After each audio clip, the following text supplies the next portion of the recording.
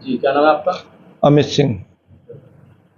किस तरह देखते हैं आज का जो घटनाक्रम हुआ, उसका इस्तीफा आया धर्मेंद्र प्रधान का, जिस तरह से स्टूडेंट लगातार धरने पर थे? भाई लेट कर दिया इसने इस्तीफा देने में। जब पूरे देश में धर्म का अपमान हो गया, देश का अपमान हो गया, महिलाओं का अपमान हो गया, बच्चे पिट गए, पुलिस वाले पिट गए, तब इन्हें जाकर इस्तीफा दिया। भाई एक आदमी 26 दिन तक भूखा रहा, जिस दिन वो पहले दिन ही अगर ये इस्तीफा दे देते तो देश में अफरा तफरी का माहौल ना बनता और ये कलंक ना लगता कि महिलाओं का अपमान हुआ, बच्चों का अपमान हुआ, रेलवे स्टेशन बंद हुआ, आम पब्लिक परेशान हुई। तो ये धर्मेंद्र प्रधान और ये सरकार से भी हमारा भरोसा उठ रहा। कुछ लोग हमें इकट्ठा होते हैं और भाई धर्म को और देश को गाली देते हैं, यार ये इसके आगे झुकगी।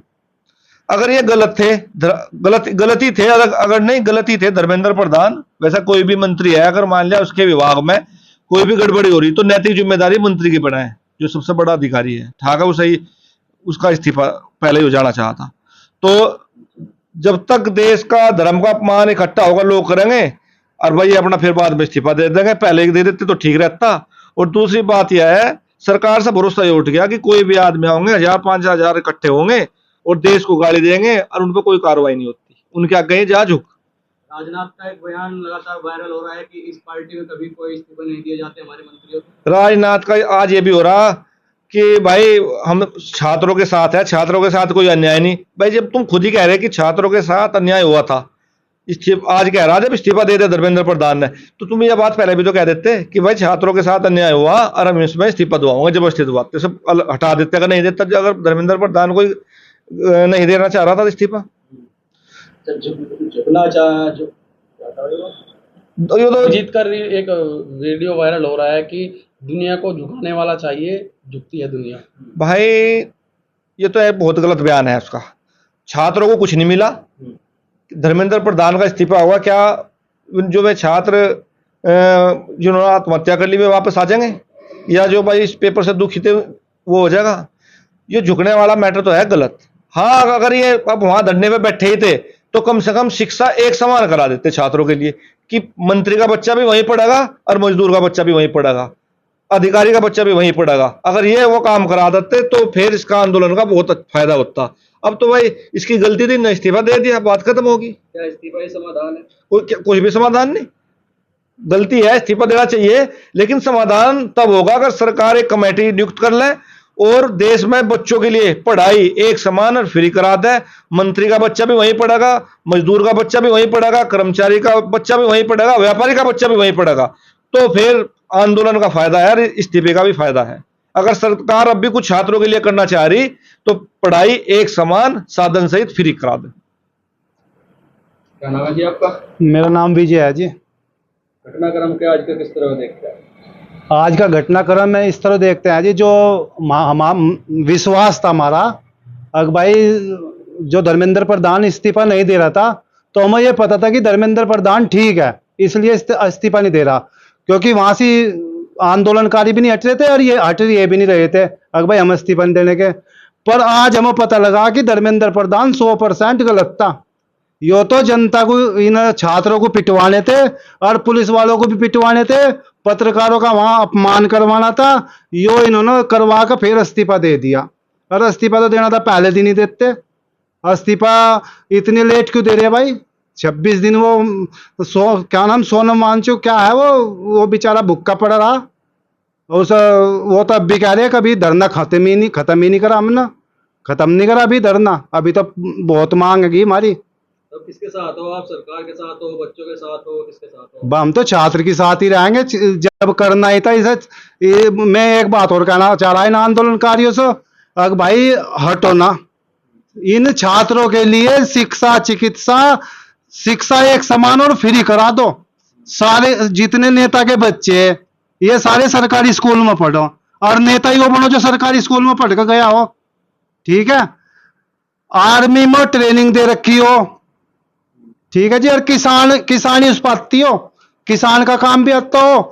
क्योंकि सहजानंद सरस्वती पहले किसान नेता थे जिन्होंने कहा था जो अन्न उगाएगा वही देश चलाएगा, और जब उनकी बात नहीं माननी गई उन्होंने कहा था लट हमारा जिंदाबाद। जी, क्या नाम है आपका? पंकज कुमार। लगातार छात्र धरने पर थे, उन पर लाठीचार्ज भी हुआ और आंसू तक फैले, गैस फेंके गए उन तक, आज इस्तीफा हुआ, क्या देखते हो? भाई एक देसी कहावत है, अगर भाई प्याज भी खा ली और जूते भी खा लिए। सत्ता पक्ष और विपक्ष दोनों मिलकर राजनीति कर रहे हैं इस देश के जनता के साथ। अगर आम नागरिक, अभी एक नियम पारित किया यूजीसी में, जो एक्ट आया कि आप सबको जानकारी है, उसके लिए धरना प्रदर्शन की लोगों ने अनुमति मांगी, जंतर मंतर पर नहीं दी गई। तो इससे ये साबित होता है कि राजनेता कहीं भी धरना प्रदर्शन कर सकता है, उस धरना प्रदर्शन में वो कुछ भी बोल सकता है, किसी भी संवैधानिक पद की गरिमा का अपमान कर सकता है, लेकिन आम आदमी नहीं कर सकता, उसको तुरंत जेल है। विपक्ष के नेता खड़गे जी संसद भवन, जो लोकतंत्र का मंदिर है, उसमें खड़े होकर बोलते हैं सर्वोच्च पद पर आसीन प्रधानमंत्री के लिए कि प्रधानमंत्री साला चोर है।